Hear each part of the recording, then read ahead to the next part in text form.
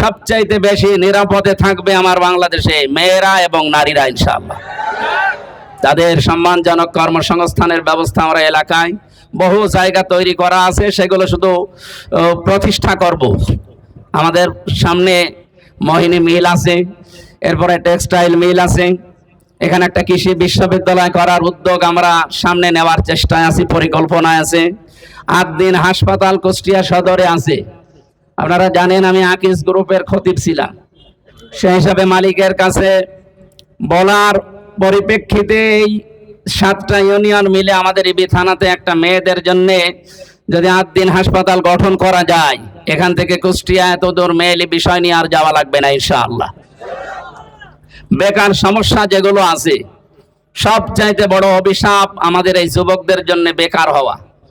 আমি বাইরের দেশগুলোতে যতটুকু বাস্তবতা দেখেছি, বেকার এদেশে থাকবে না। শুধু শিক্ষা ব্যবস্থাকে কর্মমুখী এবং বাস্তবতার নিরিখে যদি তৈরি করা যায়, এদেশে বহু সম্পদ আছে এবং পৃথিবীর বিভিন্ন দেশ আমাদের এই দেশে কর্মসংস্থান তৈরি করার জন্য মুখিয়ে আছে। আমরা এটা কাজে লাগাবো ইনশাআল্লাহ।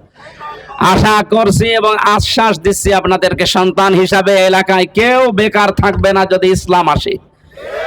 এরপরে মাদক, এই যে লাইলা বেগমের মতো মানুষ এলাকায় থাকবে না ইনশাআল্লাহ।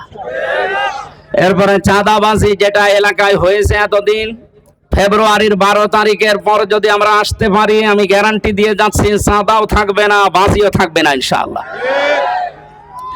এরপরে গ্যারান্টি দিতে পারি, এলাকায় বেশি দখল হয়েছে বিভিন্ন ইউনিয়নে, আমরা শুনেছি, এই দখলবাজি বন্ধ করা হবে।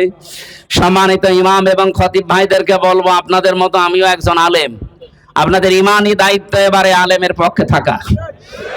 এখন আপনার বিবেকে কি বলে এটা আপনি দেখবেন। যেহেতু সামনে মাগরিবের নামাজের আর 4-5 মিনিট বাকি আছে, আমরা যতটুকু বলেছি প্রবাসী ভাই এবং বোনদেরকে আহ্বান জানাবো, আপনারা ন্যায় এবং ইনসাফের পক্ষ বিশেষ করে দাঁড়িপাল্লার পক্ষে থাকবেন। আপনাদের যে অধিকারগুলো আছে বিদেশের মাটিতে, এগুলো আমরা নিশ্চিত করার চেষ্টা করবো ইনশাআল্লাহ। যারা আমাকে বিভিন্ন ভাবে ভয় দেখিয়েছেন যে ওর নামে 50, 60, 100টা মামলা দিলে থেমে যাবে, আমি আয়না ঘরে থাকা মানুষ, আমি ফাঁসির কন্ডেম ছেলে 1 দিন 2 দিন না 3 বছর থাকা মানুষ। আমার বাবা এখানে বসে আছে রিয়াজউদ্দিন, আমার রাজনৈতিক বাবা অধ্যাপক ফরহাদ হোসাইন বসে আছে, আমার 2 জন বাবাই আছে। আমি তাদের কাছে অনুমতি নিয়ে রাস্তায় এসেছি। মামলা হামলা না, আপনি যদি অন্তত মেরিয়ে না ফেলেন আমাকে এ পথ থেকে থামাতে পারবেন না। আপনাদের ভেতরে একটা দুর্বিসন্ধি লাগিয়েছে, ওনার নামে মামলা আছে, ওনাকে নির্বাচন করতে দেওয়া হবে না।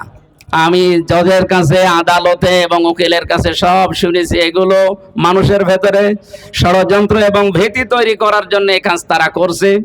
এগুলো থোড়াই কি আর আমি কিছু মনেই করি না। 60টা না 64 না, আপনারা 64,000 মামলা দিলেও আমার কিছুই হবে না ইনশাআল্লাহ। সামনে দাঁড়িপাল্লার বিজয় হবে। আপনাদের সবাইকে উদারত আহ্বান জানিয়ে আল্লাহর সাহায্য চেয়ে শেষ করছি। নাসরুম মিনাল্লাহি ওয়া ফাতহুন করিব ওয়া বাশশিরিল মুমিনিন।